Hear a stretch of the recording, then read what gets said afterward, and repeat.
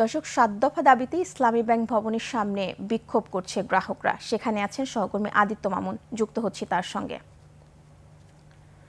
মামুন, সার্বিক পরিস্থিতি জানান, এখনো কি অবস্থা রয়েছে সেখানে? ধন্যবাদ পলি আপনাকে। আপনি জেনে থাকবেন যে ইসলামী ব্যাংকের নবনিযুক্ত যে চেয়ারম্যান, যাকে এখনো পর্যন্ত দায়িত্ব গ্রহণ করতে দেওয়া হয়নি, ঠিক তারই অপসারণের দাবিতে আজকে তৃতীয় দিনের মতো ইসলামী ব্যাংক টাওয়ারের সামনে এই যে বিক্ষুব্ধ গ্রাহকরা, তারা একটি বিক্ষোভ সমাবেশ করছে। গতকাল ছিল তাদের মানববন্ধন, তার আগের দিনও তারা এই মানববন্ধন এবং তাদের দাবি আদায়ের জন্য এখানে সমবেত হলে পুলিশের লাঠিচার্জ, ক্রিয়ারশেল, রাবার বুলেট এবং জলকামান নিক্ষেপ করে তাদেরকে ছত্রভঙ্গ করে দেওয়া হয়। তবে তারা কিন্তু তাদের দাবি থেকে এক চুলো সরেনি।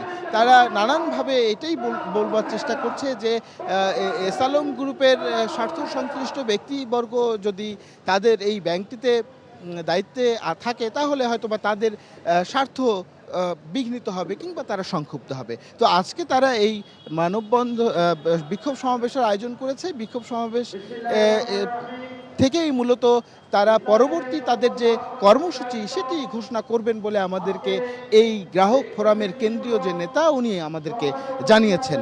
তো তারা এই সমাবেশটা খুবই সংক্ষিপ্ত করবেন, হয়তোবা সর্বোচ্চ 1 ঘন্টা, অর্থাৎ 12টার মধ্যে তারা এখান থেকে সরে যাবেন, এমনটি আমাদেরকে জানিয়েছেন। এর মধ্যে তারা মিছিল করবেন এবং মিছিলের পরবর্তীতেই আসলে তাদের যে কার্যক্রম সেটি শেষ হবে। তো পলি, এই সমাবেশটি চলছে এখন। গ্রাহকরা তাদের দাবি দেওয়া নিয়ে বক্তব্য দিচ্ছেন এবং সেই বক্তব্যের পরেই মূলত মিছিল হবে একটি, এবং মিছিলের পরেই তারা জানিয়ে দেবেন যে তাদের পরবর্তী কর্মসূচি কি হবে। তো পরবর্তী কর্মসূচিটা জানতে পারলে তখন আমরা আবারও আপনার মাধ্যমে দর্শকদেরকে জানাবো। তো পলি, এই ছিল মতিঝিল ইসলামী ব্যাংকের সামনে থেকে আমার কাছে সর্বশেষ পরিস্থিতি। পলি। আদিত্য, আপনাকে ধন্যবাদ।